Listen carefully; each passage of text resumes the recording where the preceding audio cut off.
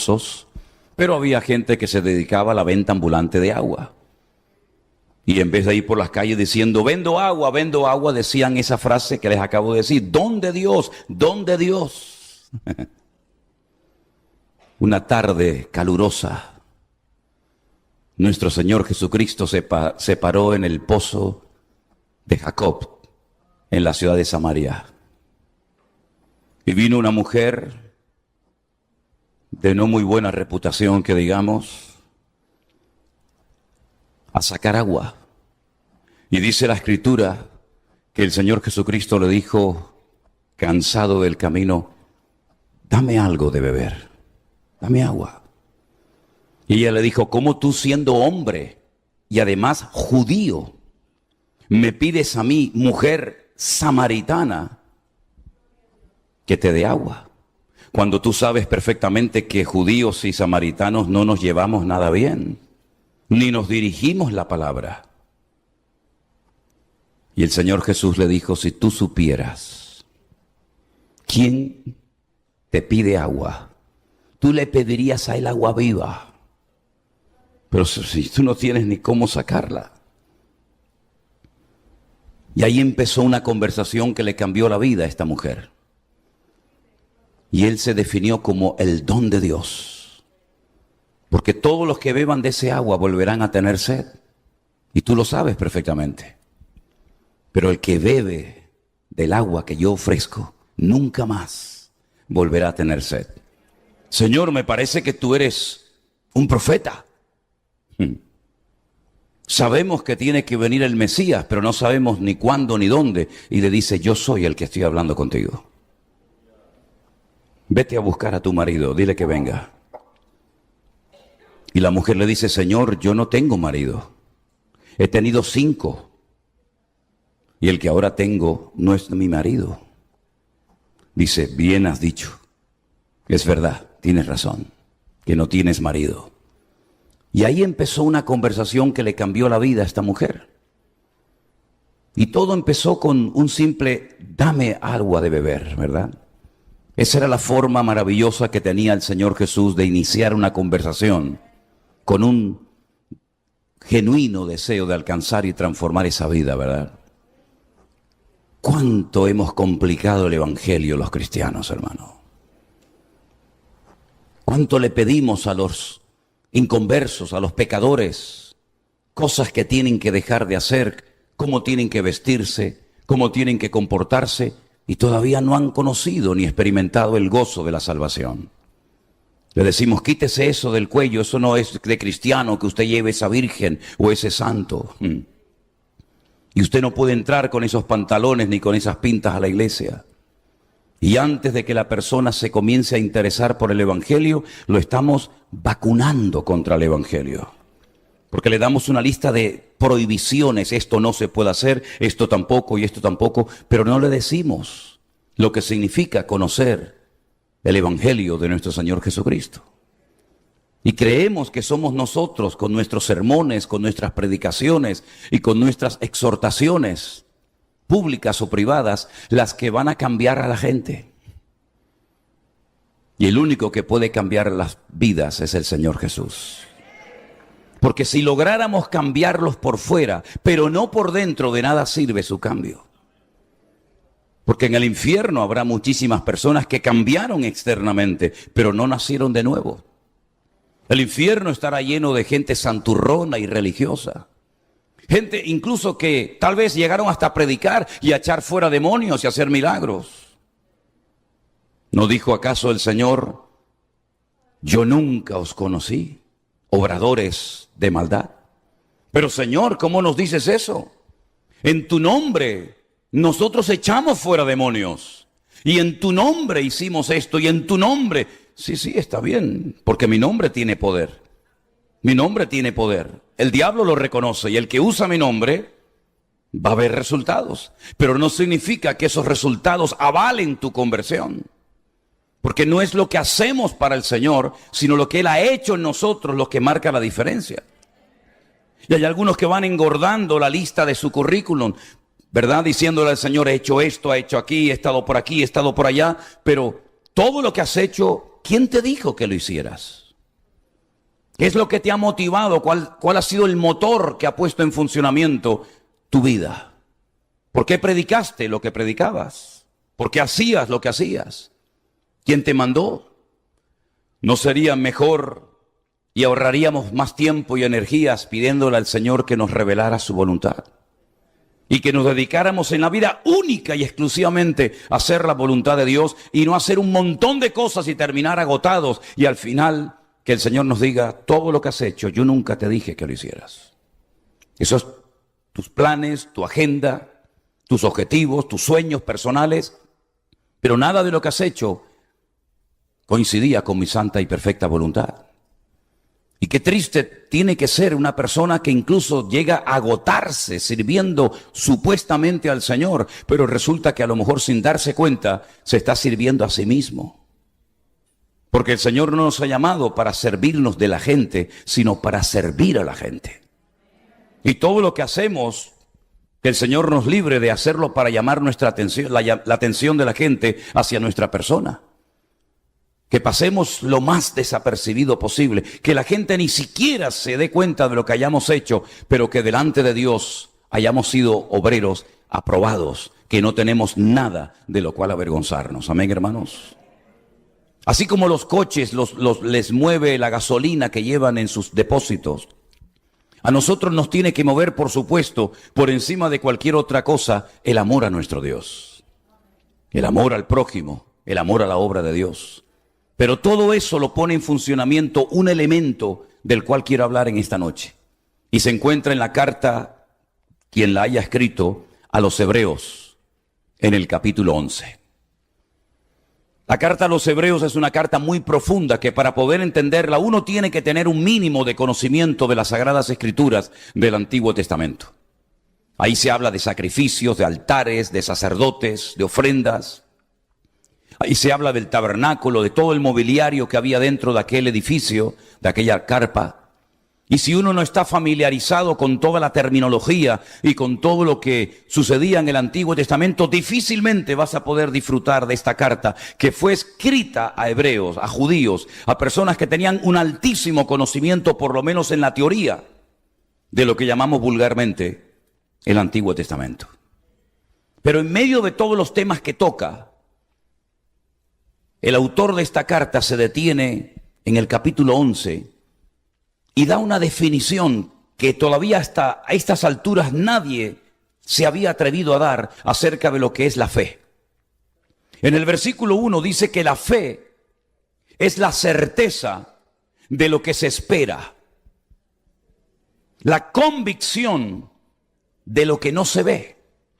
Luego, por medio de la fe, nosotros podemos incluso llamar las cosas que no son como si ya fuesen. La fe no necesita ver, ni tocar, ni sentir, sino simplemente creer. Simplemente creer. La fe no está basada en la emoción. La fe no está basada en la experiencia. La fe está basada en las promesas de Dios y en Él, que goza de suficiente credibilidad como para decir, yo me fío y creo en lo que tú has prometido y en lo que tú has hecho por mí a lo largo de la historia. La fe es el elemento indispensable para poder agradarle y para poder servirle. No es una propuesta, no es una sugerencia, sino es una orden. Tened fe en Dios. Es un imperativo. No lo vamos a poner a votación para ver si sale aprobado el tema de la fe o no, sino es una orden que el Señor nos da. Tened fe en Dios. Fe en Dios, no fe en la fe. Que es lo que a muchos cristianos sin darse cuenta es lo que tienen. Tienen un nivel de fe y creen que con esa fe, teniendo fe en su fe, valga la redundancia, pueden obtener todo cuanto pidan y todo cuanto anhelen y deseen tener en la vida. Y por eso hay creyentes que se enojan con Dios, se enfadan con Dios y a veces hasta se separan del Señor y del servicio al Señor, porque resulta que creían que la fe era una especie de llave maestra que todo lo abre, que todo lo obtiene, una especie de varita mágica, ¿no? Que todo lo que pido, todo lo que declaro, todo lo que ordeno, Dios tiene que estar a mi servicio 24 horas al día. Y por eso algunos no entienden que estaba mal depositada la fe. No estoy hablando de una fe natural que todo ser humano en cierto sentido tiene.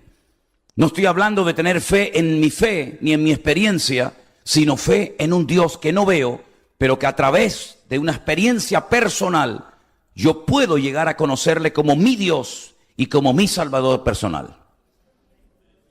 Y esto no tiene nada que ver con la circunstancia, ni tiene que ver nada con la iglesia a la cual pertenezco. Esto tiene que ver con una relación personal con Dios. Asunto de trascendental importancia que no nos enseñaron cuando éramos pequeños. Cuando éramos pequeños nos enseñaron una religión, con una serie de principios, con una serie de normas, con unos libros que se iban renovando de tiempo en tiempo, que se llamaba el catecismo.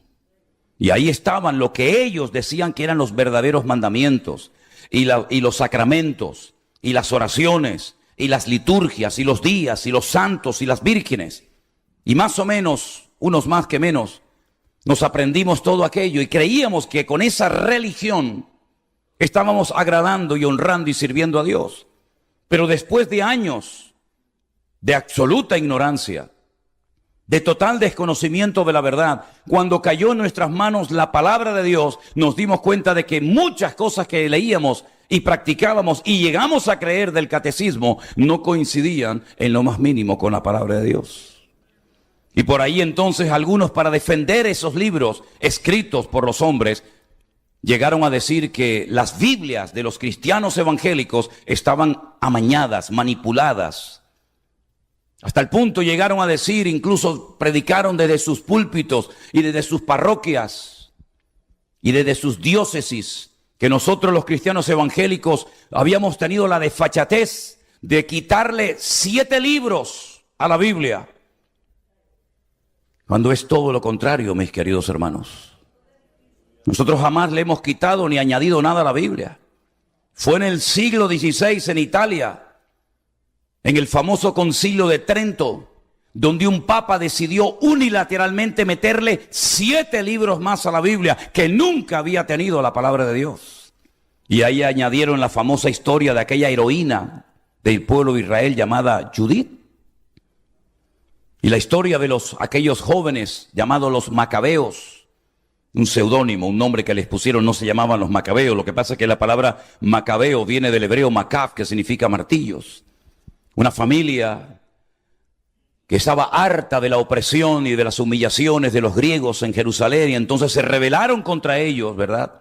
Y decidieron hacerle la guerra para volver a purificar el templo de Jerusalén y volver a reiniciar los cultos y la adoración y el servicio al Señor.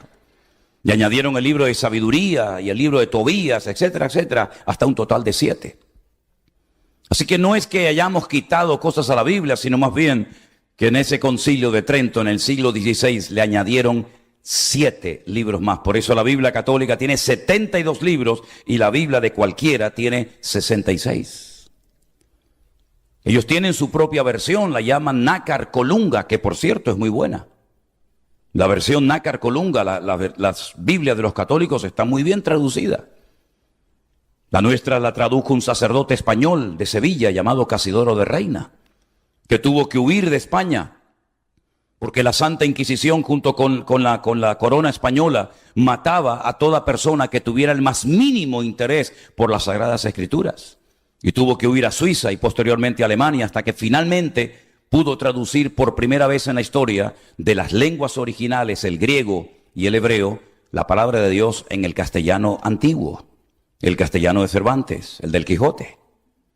Y así comenzó una auténtica revolución espiritual en aquel momento, en aquella nación, ¿verdad? Pero mis queridos hermanos, de nada sirve todo lo que hagamos y planifiquemos en un despacho, en una oficina, si lo que nos mueve no es el amor a Dios y nuestra fe en Dios y no en nosotros mismos. Dice la Biblia que sin fe es totalmente imposible agradar a Dios. Usted puede dar todos los diezmos que quiera. Usted puede hablar en lenguas. Usted puede hacer lo que quiera. La lista sería interminable. Sin fe es imposible agradar a Dios. Y he conocido cristianos que están más interesados en agradar a su pastor que en agradar a Dios. Y he conocido a cristianos que tienen casi más fe en el hombre que en su propio Dios. Hasta el punto que saben que a lo mejor lo que se está enseñando en esa congregación, en ese púlpito, no es 100% bíblico, pero como es el ungido del Señor, y como es el pastor y lo amamos tanto y lleva tantos años con nosotros, decimos amén y le permitimos que haga y diga lo que quiera, aunque en lo más profundo del corazón algunos saben que lo que se está enseñando hace tiempo en esa denominación, en esa iglesia, no es 100% bíblico. Y tan culpable es el que enseña una falsa doctrina como el que la acepta diciendo amén y acatándola sin filtrar a la luz de la palabra del Señor. A mí me llama muchísimo siempre la atención el tema de la fe, algo tan importante, un mundo tan variado y tan amplio, que cuando usted estudia el tema de la fe va a ver que se menciona desde 3 puntos de vista diferentes. Dice la Biblia que por gracia sois salvos por medio de la fe. Y esto no de vosotros, pues es don de Dios. La fe como medio para obtener la salvación. Pero luego más adelante, cuando el apóstol Pablo empieza a poner la base y la doctrina de lo que llamamos el cristianismo, la iglesia, resulta que en 1 Corintios capítulo 12, él le dice a los hermanos que hay, por lo menos en esa lista, 9 dones, 9 carismas, 9 manifestaciones diferentes del Espíritu Santo en la vida de una iglesia. Y menciona el don de la palabra de sabiduría, el don de ciencia, el hablar en lenguas, el interpretar, etcétera, etcétera. Y dice, y también el don de fe. Luego es el medio para obtener la salvación, pero también en un momento puntual es una fe especial que Dios le inyecta a la iglesia para apropiarse de ciertas y determinadas cosas que con la fe cotidiana seríamos incapaces de alcanzar. Pero también cuando le escribe la carta a los Gálatas en el capítulo 5 de su epístola, los versos 22 y 23 dice, mas el fruto del Espíritu es amor, gozo, paz, paciencia, benignidad, fe, mansedumbre, templanza. Contra tales cosas no hay ley. Y vuelve a mencionar nuevamente la fe, ahora como parte del fruto del Espíritu Santo en nosotros. Y en 1 Corintios 12 como uno de los dones del Espíritu Santo. Es un tema tan variado, tan interesante que al Señor, cuando lo vemos caminando por las calles de Israel hace 2000 años, había ciertas y determinadas cosas que, entre comillas, le llamaban la atención y él se detenía y se las compartía a sus discípulos. Como por ejemplo aquel centurión que tenía un criado enfermo y llega y le ruega al Señor, pero antes de pedirle, antes de abrirle su corazón y decirle lo que él realmente ha venido a pedir, le dice, Señor, permíteme decirte, como si no lo supiera, que yo soy un hombre de autoridad, yo soy un centurión romano, yo tengo a muchos soldados bajo mis órdenes. Y yo le digo a un soldado, ven para acá, y viene inmediatamente, no cuestiona la orden. O le digo a otro, coge esto y llévalo para allá, y lo hace porque ellos respetan la autoridad. Yo tengo autoridad, pero tengo una autoridad limitada. Tengo una autoridad sobre hombres, sobre personas, sobre soldados, pero no sobre espíritus malignos, no sobre enfermedades. Pero tú sí tienes esa autoridad, Señor. Y yo solamente lo único que te pido es que des la orden, así como yo doy órdenes y se ejecutan. Yo quiero que tú des la orden para que esa enfermedad que está atormentando, que tiene enfermo a mi siervo, desaparezca ahora mismo instantáneamente. Así que lo único que te pido es que di la palabra y mi criado sanará.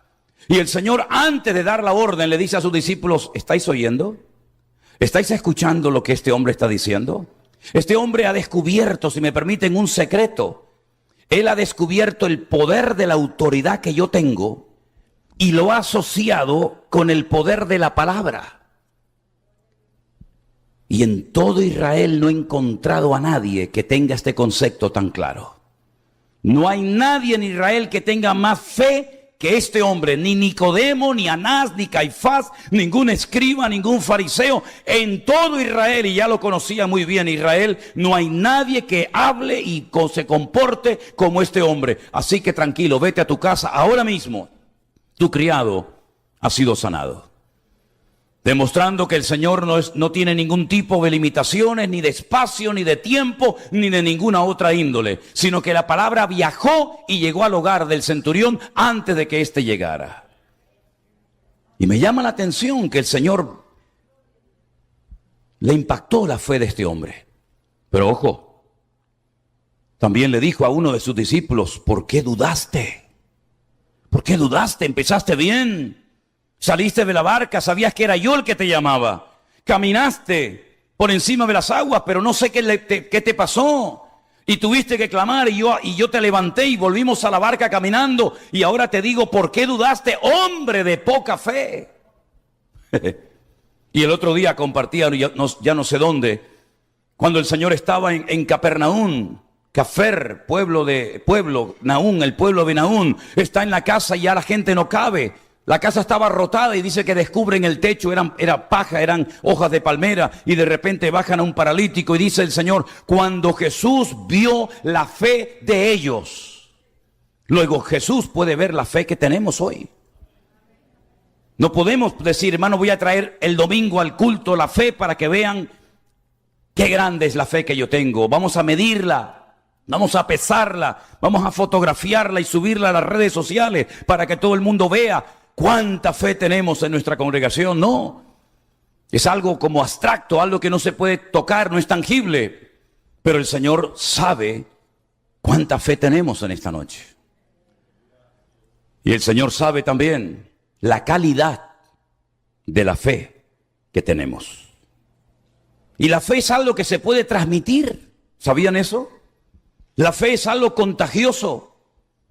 Vamos dejando marcas en el mundo espiritual de todo lo que hacemos, de todo lo que decimos. Nuestras oraciones son como estandartes, como banderas, cosas que ocurren en ciertos lugares. El diablo recuerda que en ese lugar hubo gloria de Dios.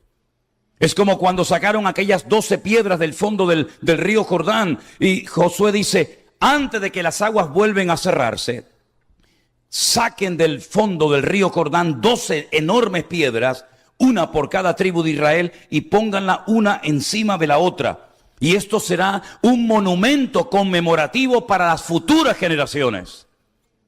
Y hay en varios sitios de Israel este tipo de monumentos. No es el de la época de Josué, pero hay en varios sitios de Israel. Por ejemplo, cuando vas por las carreteras, en algún cruce, llegando a Galilea, recuerdo que hay otro, que hay unas piedras enormes, una encima de la otra, exactamente igual que aquel monumento que hizo Josué.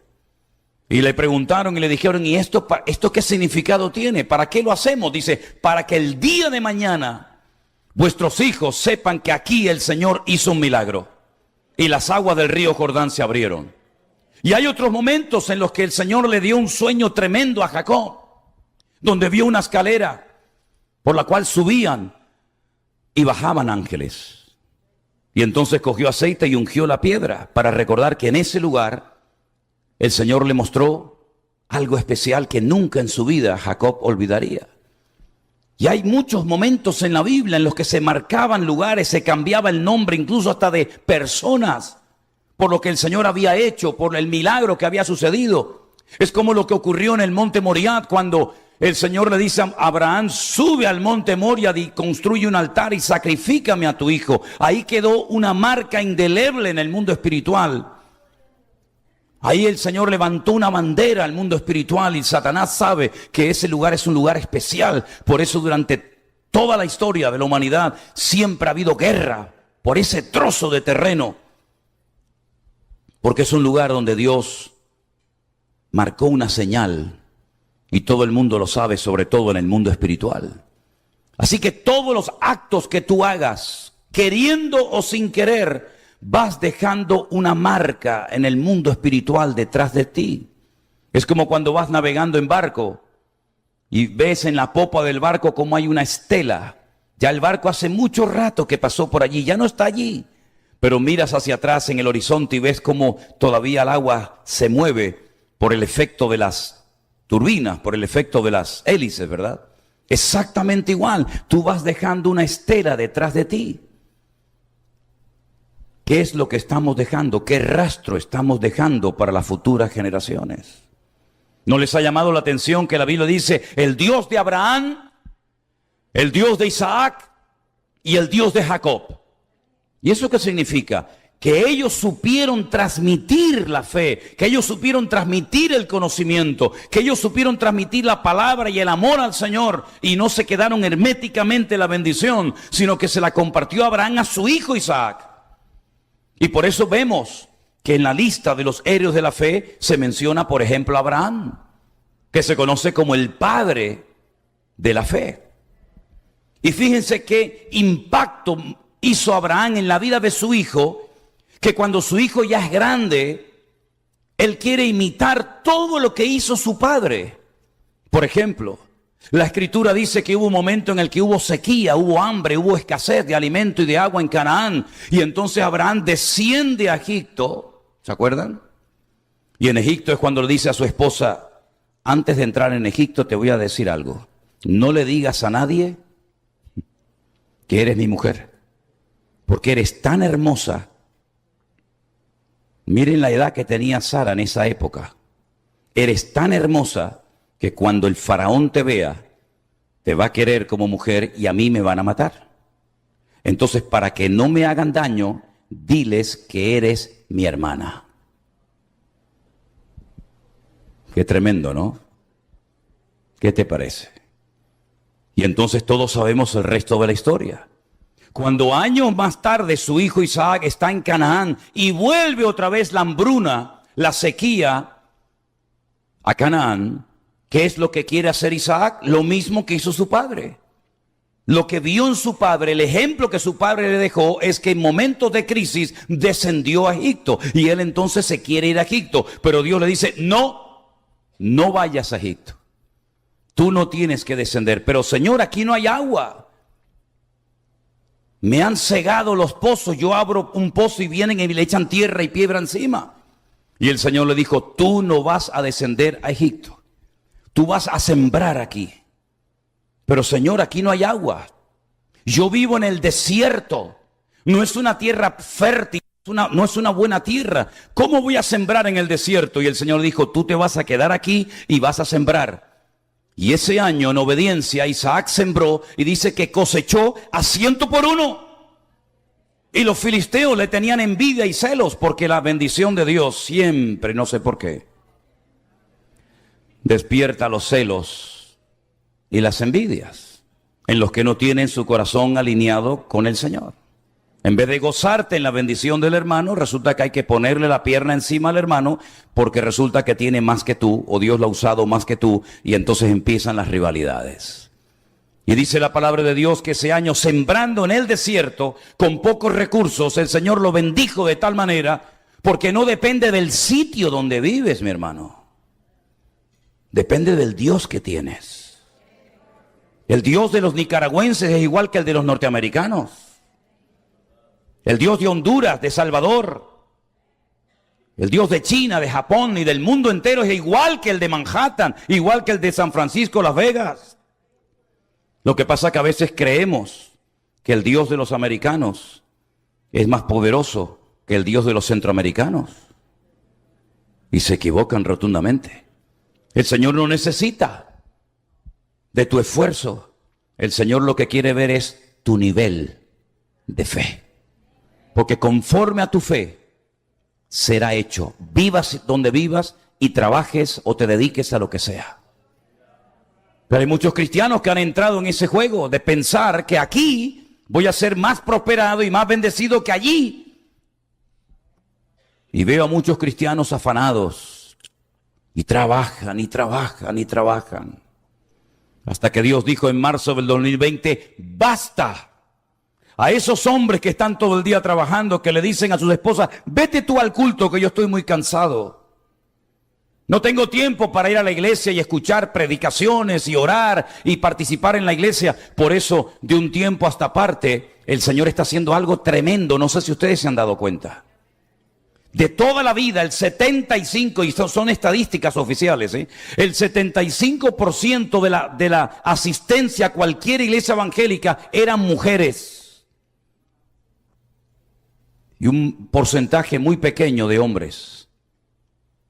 Pero cada vez estamos viendo que más hombres se están convirtiendo y entregando al Señor Y no es una competencia, sino simplemente que ha llegado el momento de que usted como hombre se levante y ponga su mano en el arado y usted pueda superar en espiritualidad, ¿por qué no?, a su esposa, y que usted sea el cabeza del hogar y no la cola, y que usted pueda verdaderamente marcar una diferencia en la vida de sus hijos.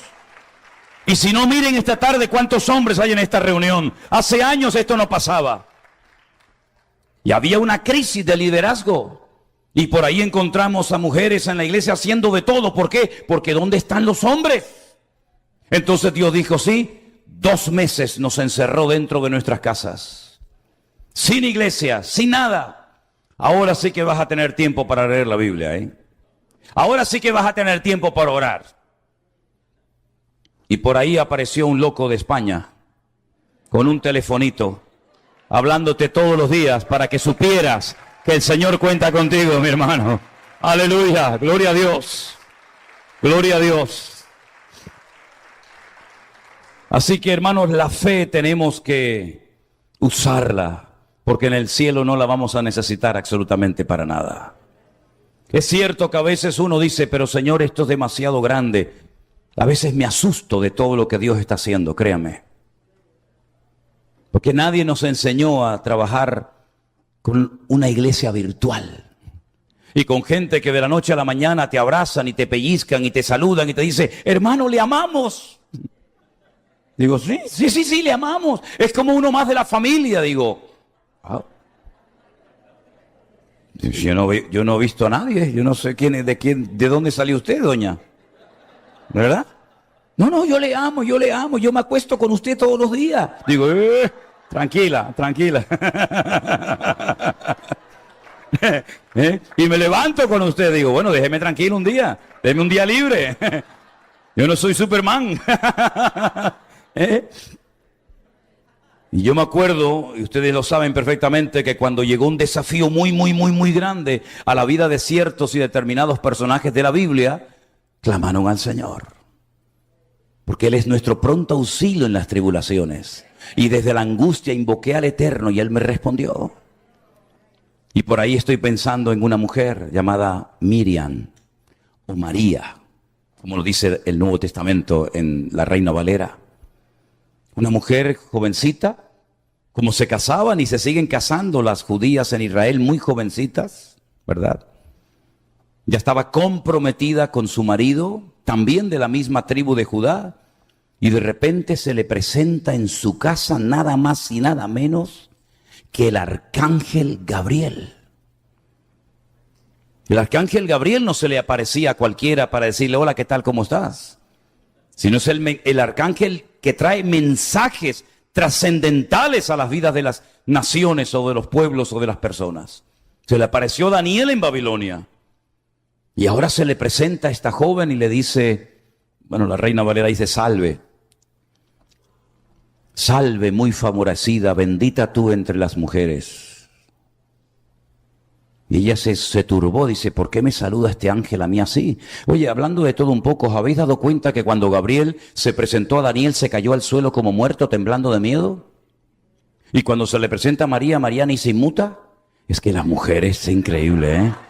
Es que, hermana, yo no sé lo que llevan ustedes dentro, pero María dice, hola, ¿qué tal, Gabriel? ¿Cómo estás? Y el otro, ¡pum!, se cayó al suelo, ¿no? Temblando, perdí la fuerza. Bueno,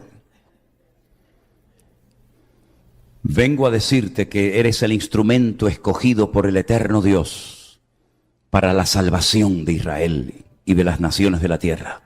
Y aquí darás a luz un hijo, llamarás su nombre Jesús. Él salvará a su pueblo de sus pecados. El Señor Dios le dará el trono de David su padre y reinará sobre la casa de Jacob para siempre y su reino no tendrá fin. Y María dice, muy interesante el tema. Pero una pregunta, ¿y cómo se va a hacer todo esto? Porque veo que el plan ya está perfectamente trazado y diseñado, pero ¿cómo?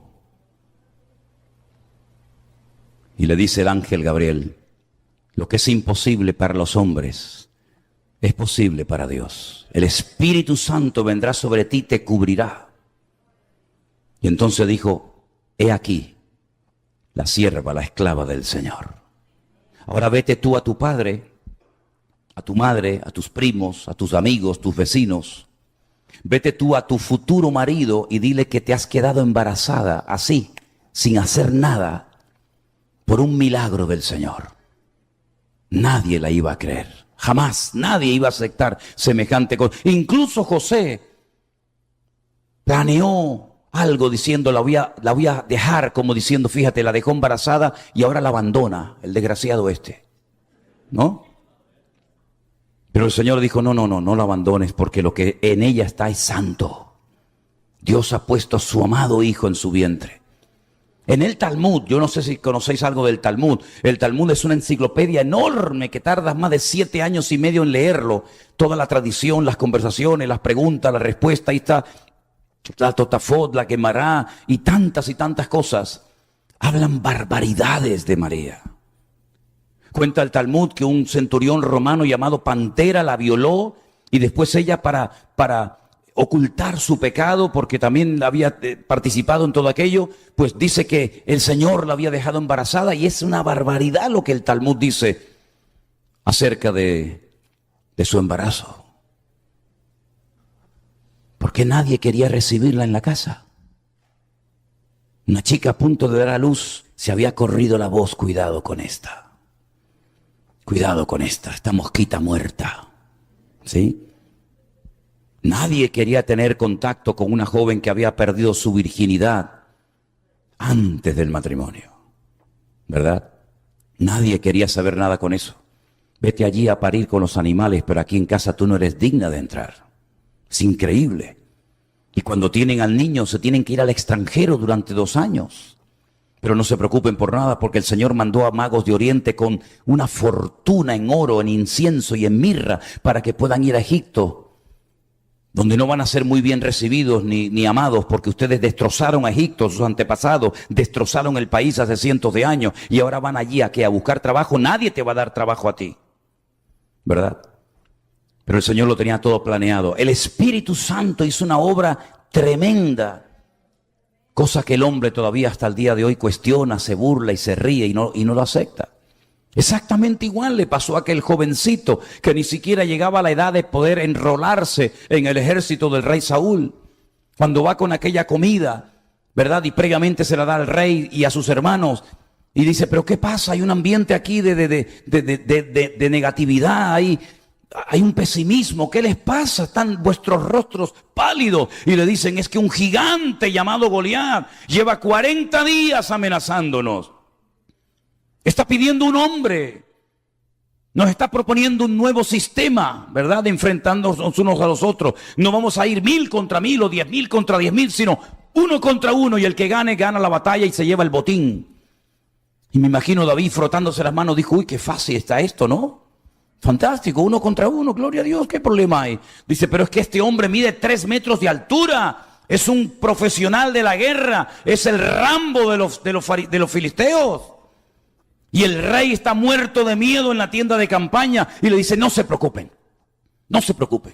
quiero hablar con el rey inmediatamente. Lo llevan a la tienda de campaña del rey Saúl y le dicen, este muchacho quiere hablar con usted, señor. ¿Qué quieres? No se preocupe, oh señor rey mío. Yo voy a ir a pelear contra el gigante Goliat. Pero ¿cómo vas a ir tú a pelear contra el gigante Goliat? Enano, que no tienes un armamento. Mira, coja mi armadura y se la ponen. Coja mi casco, mi jabalina, toda la coraza, pónganselo a él. Y dice que lo armaron con las vestiduras de Saúl y dice que probó a andar y era incapaz de moverse. Y le dice, es que yo no sé moverme con esto. Si no te sirve a ti la barbadura, rey, ¿me va a servir a mí?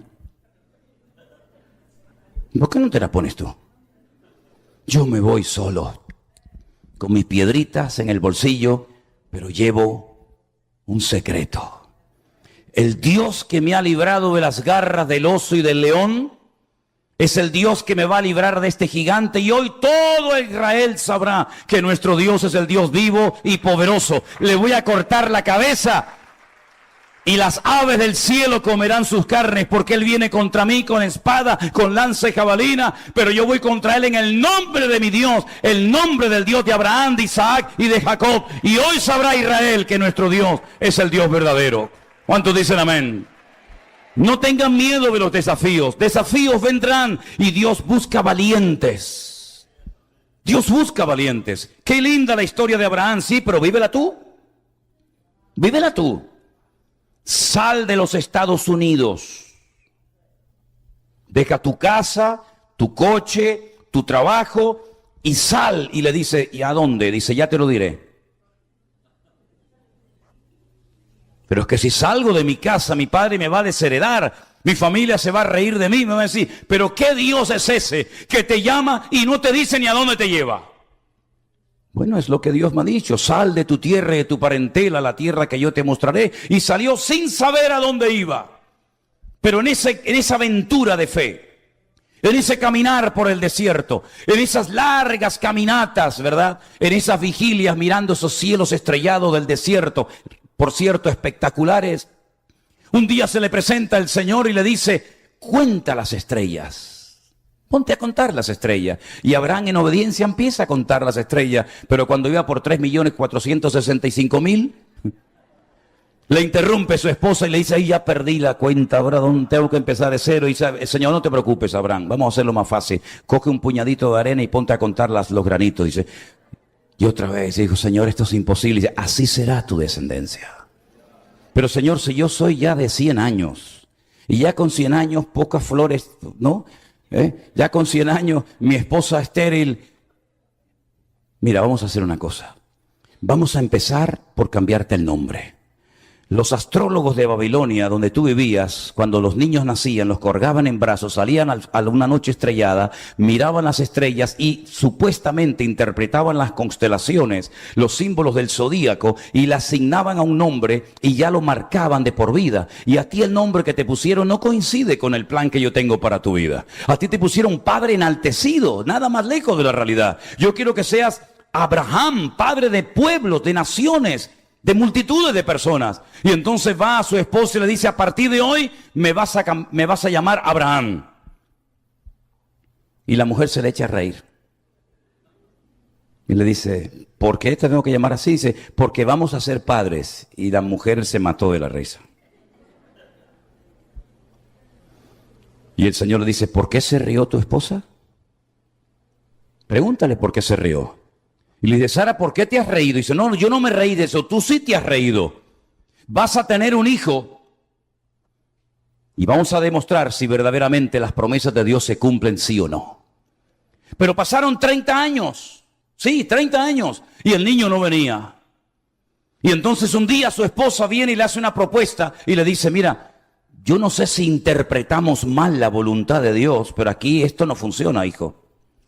Yo tengo una criada que nos la regaló el faraón cuando nos fuimos de Egipto. Uy, qué curioso, te fuiste de Egipto, pero Egipto se te metió en la casa.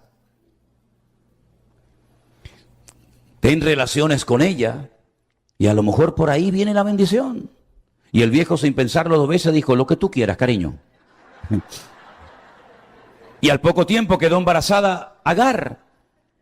Y nació un hijo que se llamó Ismael. Y Abraham estaba contentísimo con el hijo. Por fin se cumplió la promesa. Pero ahora le viene el jarro de agua fría encima. El Señor le dice, coge al niño y a la madre y échalos fuera.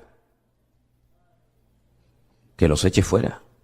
Sí, dales un cántaro de agua y lánzalos al desierto. Señor, en el desierto del Negev hay 50 grados a la sombra. Si yo mando a mi hijo con su madre, Agar, al desierto, los estoy condenando a la muerte. Y el Señor le dijo, yo cuidaré de él. Y fue la primera vez que un ángel se le presenta a una mujer en la Biblia y le dice, será un Pere Adam, un salvaje hombre. No un hombre salvaje, sino un salvaje hombre.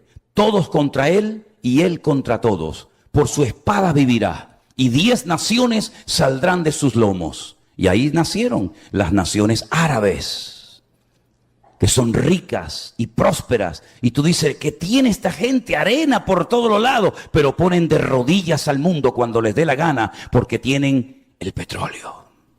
Ay, amigo. Y ahora subimos el barril, y ahora lo bajamos, y ahora producimos mucho, y ahora producimos poco. Ahí está la descendencia de Abraham. Y entonces Abraham dice, pero ahora no tengo hijo. Dice, es que ese fue el hijo en la carne. En la carne tú y yo somos capaces de hacer muchas cosas. Y puede ser que funcionen, pero en la carne no nos movemos en el Señor, sino en fe y en obediencia. Y cuando nació Isaac, que significa, Él te hará reír. Cuando ya por fin Abraham ha entendido que el plan de Dios no pasaba ni por Agar, ni por Ismael, sino por Isaac, su heredero, el Señor le dice, en Él serán benditas todas las naciones de la tierra. Y ahí está Abraham contentísimo con su hijo, pero una mañana Dios le vuelve a hablar y le dice, Abraham, tengo una noticia que darte. Abraham conocía perfectamente la voz de Dios. Él sabía cuál era la voz de Dios de otras voces. Y le dijo, habla, Señor, dime, ¿qué quieres que haga? Y dice, coge a tu hijo, a tu único hijo, al que amas, a Isaac. Fíjate la cantidad de datos que le da. Coge a tu hijo, tu único hijo, tu primogénito, al que amas, a Isaac, para que no quede duda, ¿será el otro? No, es este. Y vete a lo alto del monte Moriah y sacrifícalo sobre un altar. Otro jarro de agua fría encima. Ahora que lo tengo, ahora me lo pides. Y ahí camina el viejo Abraham 72 horas desde Beersheba, el sur del desierto del Negev, hasta el monte Moriah en Jerusalén. Y cuando llegan a un lugar con sus criados, con sus siervos, con sus animales, les dice, espérennos aquí, ustedes quédense aquí. Porque en aquel monte es donde el Señor me mandó que fuera con Isaac. Quédense aquí, que nosotros iremos, adoraremos y volveremos. ¿Eso no es fe? Entonces, ¿qué es?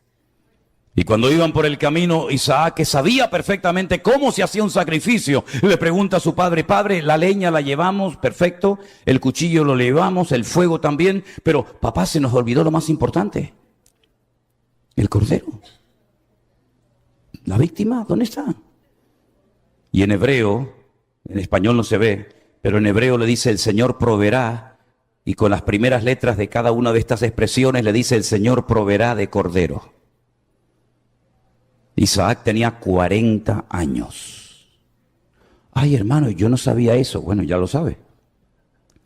Pero yo siempre aprendí en la escuela dominical que Isaac era un niño chiquitito.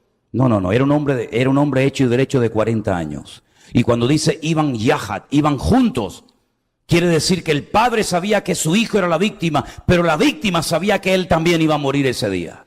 Pero él, en sometimiento absoluto, en rendición absoluta al padre, acepta la voluntad de Dios, aunque no la entienda, porque no siempre vas a entender la voluntad de Dios, porque no siempre va a coincidir con la tuya, porque no siempre va a ser agradable, pero la voluntad de Dios es santa, agradable y perfecta, aunque no la entienda.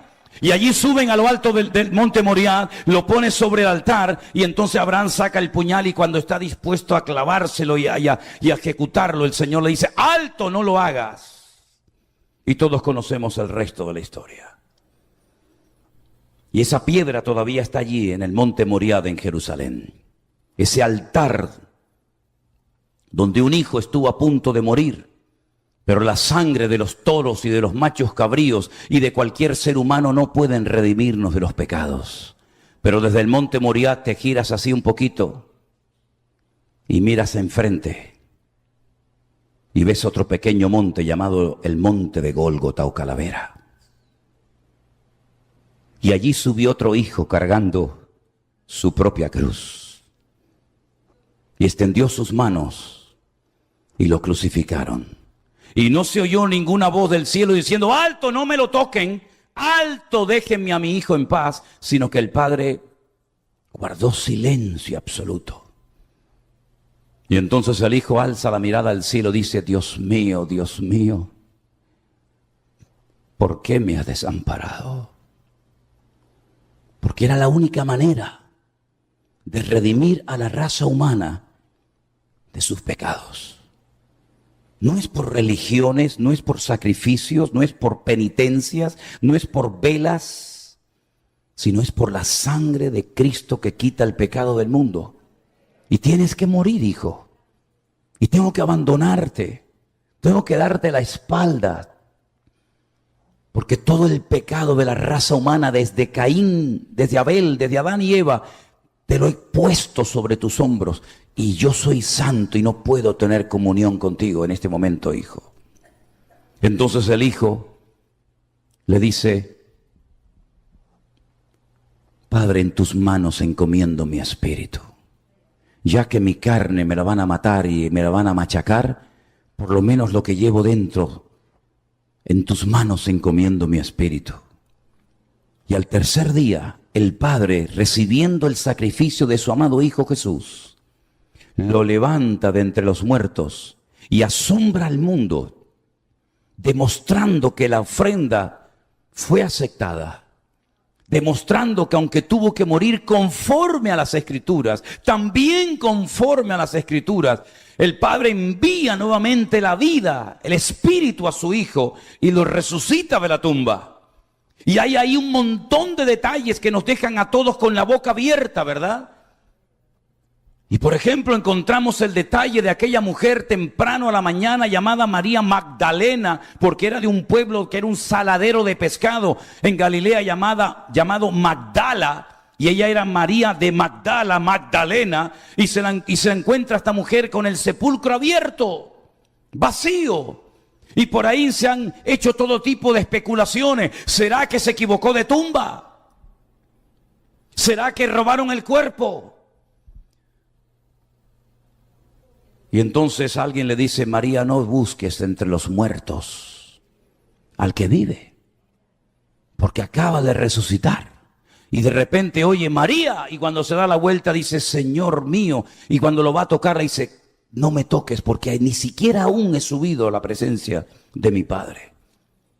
Pero vete y dile a mis discípulos que yo vivo, que he resucitado.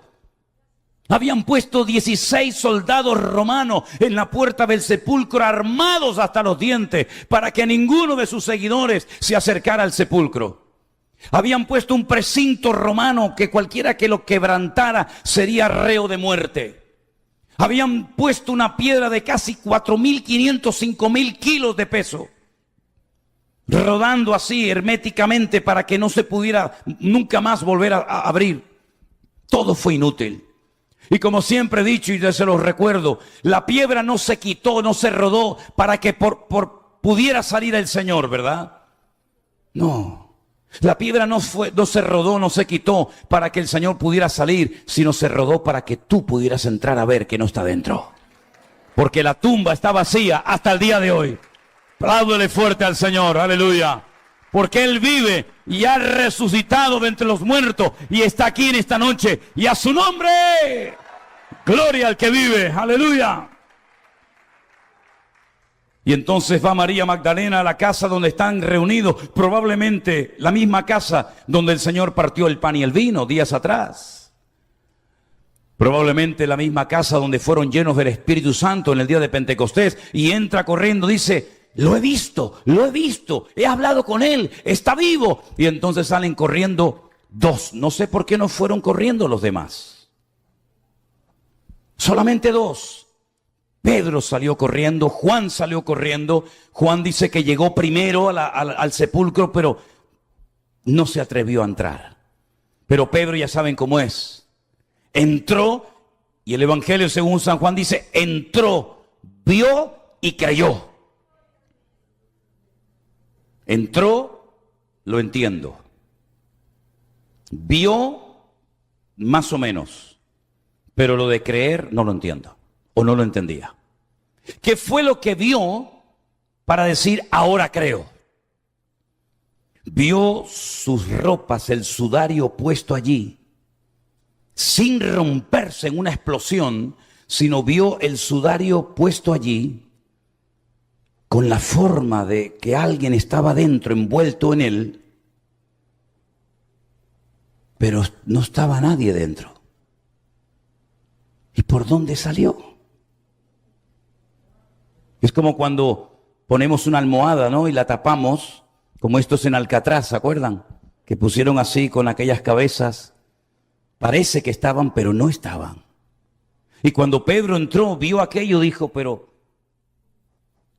¿por dónde salió? Entonces ahora entiendo que él entró, vio y creyó. Ya creo en Él. Sí, pero tú ya no eres uno de ellos. ¿O es que acaso te has olvidado que hace 3 días dijiste públicamente, yo no le conozco, yo no sé quién es? ¿De qué sirve ahora que digas que crees? Tú te desconectaste, tú apostataste de la fe en el Señor. Y entonces se vuelve a presentaros otra vez el Señor a María Magdalena y le dice, dile a mis discípulos y a Pedro.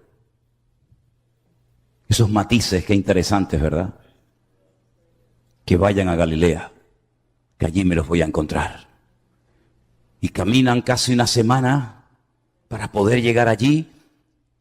Y muy temprano a la mañana en el mar de Galilea se encuentra el Señor unos pescadores y resulta que son ellos, sus discípulos. Otra vez, 3 años después, vuelven otra vez a aquellas redes y barcas que dicen que las habían dejado, pero no las habían dejado porque ahí las tienen otra vez. Y el Señor grita desde la orilla, ¿habéis pescado algo? Y le dice, no, toda la noche hemos intentado pescar y no hemos pescado nada. ¿Toda la noche? Sí, toda la noche. Qué curioso, ¿no? Hace unos días atrás les pedí que oraran conmigo un ratito y se quedaron dormidos. Y ahora estás toda la noche y no te entró sueño ni cansancio. Es como esos hombres que se pegan hasta las 4 de la mañana viendo películas en televisión o chateando, vete tú a saber con quién. Y después resulta que le dice, vamos a orar un ratito y dice, ay no, que estoy muy cansado, tengo sueño, mañana me tengo que levantar a trabajar. Si estás cansado para lo que te interesa. Para las cosas tuyas nunca estás cansado ni tienes sueño. Pero cuando hablamos de las cosas del Señor, siempre estás cansado, siempre tienes que o lavar el coche, o cambiar el aceite al coche, o visitar a no sé qué cliente. Qué rollo patatero tienes. Qué mal te lo montas, amigo. ¿A quién pretendes engañar? Que ya no eres un niño ni un crío de 15, 18 años, hombre. Que ya eres un hombre hecho y derecho. Y el Señor se te presenta y dice, ¿has pescado algo? Dime qué has hecho con tu vida. Trabajar y pagar deudas. Pero para mí, ¿qué es lo que has hecho? Ya está bien de perder el tiempo, mis queridos hermanos. Esta lista de Hebreos capítulo 11 que ni siquiera he tocado más que un simple personaje. Podríamos estar meses hablando de este tema. Todos fueron hombres y mujeres que pagaron un precio. Dejaron casa, dejaron familia, dejaron amigos. Entraron en una aventura con Dios, que es la mejor aventura que podemos tener. Dicen que era judío Cristóbal Colón cuando fue a la reina Isabel de Castilla y Fernando de Aragón y le dijo, majestades, quiero que me financien un viaje, quiero ir por otra ruta, quiero ir por otro sitio a las Indias. Y le dijeron, pero no vas a poder ir, la tierra es plana. Te vas a caer cuando llegues al final del mar. Y él dijo, no, majestad, yo he leído en la Biblia que nuestro Dios está sentado sobre el círculo de la tierra. Y eso está en el diario personal de Cristóbal Colón en la ciudad de Sevilla, en el Museo de las Indias. Y después de mucho rogar y pedir y suplicar, estos reyes terribles le financiaron a este caballero y se vino aquí y se encontró con algo que decían que no existía, que ya no hay más mundo más allá. El último pueblecito, la punta que más sale de España se llama Finis Terre. El fin de la tierra, no hay más tierra. Si vas para allá no vas a encontrar nada, te vas a morir. Hay dragones, hay animales mitológicos que van a terminar despedazando las naves. Es una pérdida de tiempo y de dinero. Y por eso en el antiguo escudo español aparecía una frase en latín que decía non plus ultra, no más allá. Pero cuando él regresó y trajo evidencia de que sí había vida, y sí había civilizaciones, y sí había cultura y animales, etcétera, etcétera, tuvieron que cambiar el escudo español y ya no dice non plus ultra, ahora dice plus ultra, hay más allá. Y yo no sé lo que ha sido tu vida, llena de sacrificios, de penalidades, Ya no puedo más, ya no aguanto más, se me han ido los años, he criado los hijos, he pagado esto, he pagado lo otro, y ya estás como ya tirando la toalla. Pero el Señor hoy te dice, cosas que los ojos no vieron, ni oídos oyeron, ni han subido al corazón del hombre, son las que Dios tiene preparadas para los hombres y mujeres que le aman a Él, aleluya. Y estamos en ese tiempo de renovación, de transformación espiritual, donde estamos conociendo a centenares, créanme hermanos, centenares, miles de hermanos, prácticamente en casi todas las naciones de la tierra, en los 5 continentes, hombres y mujeres que han entendido lo que Dios nos quiso decir en marzo del 2020. ¿O creen que fue casualidad aquello? ¿Creen que fue casualidad que muchos no pudieran ir a trabajar ni a estudiar y que estuvieran todo el santo día en casa? ¿Fue casualidad? Fue tal vez una de las últimas oportunidades para que la iglesia despierte de su letargo espiritual. Yo tengo una convicción personal, si me permiten voy a darla. Mi opinión es que desde hacía siglos Dios no hablaba tan claro a la iglesia. La iglesia entró como una especie de letargo, una especie como de adormecimiento, de confort, ¿verdad? Pero el Señor dijo, basta. Vuelvan a las Escrituras. Vuelvan a la sencillez del Evangelio. No le compliquen la vida a los convertidos diciéndoles que si no dan, están bajo maldiciones. No le compliquen a la vida a la gente que si las primicias. Déjense de cuentos y de rollos raros. Auténticos manipuladores de la Escritura, ¿verdad? El Señor dijo, basta, métanse conmigo en mi secreto, lean la palabra, descúbranme, conózcanme a mí, para que cuando termine esta etapa y vuelvas a tu iglesia, si es que quieres volver, no digas amén como los borregos, sino diga, un momento, eso no está en la Biblia, pastor. Es que yo soy el pastor y yo soy un hijo de Dios y yo no puedo decir amén a lo que no es bíblico. A eso nos llevó el Señor, a una reestructuración de nuestra vida cristiana con el Señor. Una cosa es el respeto, faltaría más. Una cosa es el amor, el cariño a una persona, pero no significa que yo porque sea el pastor pueda hacer lo que me da la gana en la iglesia. Yo no soy el dueño de la iglesia, ni el dueño de nadie. Nuestro dueño es el Señor. De hecho, cada vez que usted dice la palabra Señor significa amo, dueño. Pues, ¿cómo llamamos al Señor, Señor, si luego no hacemos su voluntad? Así que, mis queridos hermanos, les invito a que cierren sus ojos en este momento. Créanme, minutos antes de subirme aquí estaba tan cansado que yo digo, Dios mío, qué terrible es predicar cansado.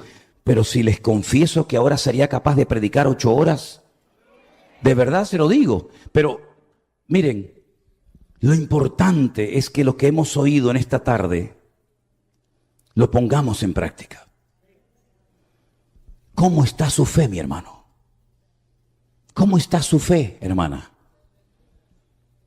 ¿Tiene bien claro su comunión y su relación con el Señor? Estamos aquí de paso, por mucho que podamos hacer, por muchos años que podamos vivir. Estamos de paso. Y el Señor nos dice hoy a través de su palabra, lo que tengan que hacer, háganlo pronto. Que no queda mucho tiempo. Es la realidad. No queda mucho tiempo.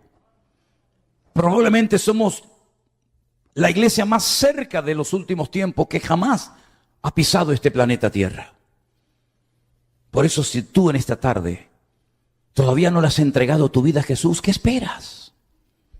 ¿Qué más necesitas ver? ¿Qué más necesitas ver? La misericordia que Dios ha tenido con nosotros ha sido infinita. ¿Saben cuántos han quedado por el camino? ¿Sabes cuántos han muerto? Y el Señor te ha mantenido vivo para que hoy tengas tu oportunidad. El Señor no quiere que nadie se pierda. Pero el Señor es un caballero, ¿eh? No se mete donde no lo llaman, donde no lo invitan. Él llama. Él llama. Te habla. Por la radio, por la televisión, por un predicador, da igual. Pero el Señor te llama. Si hemos tenido que salir de nuestro país, de nuestra iglesia, de nuestra ciudad, de nuestra isla, para venir aquí y hablarte a ti hoy del amor del Señor, pues, gloria a Dios, ha merecido la pena. Porque para eso hemos venido aquí, no para llevarnos los bolsillos llenos de dinero. Jamás le he pedido un centavo a nadie. Jamás hemos ido por la vida abusando de la gente.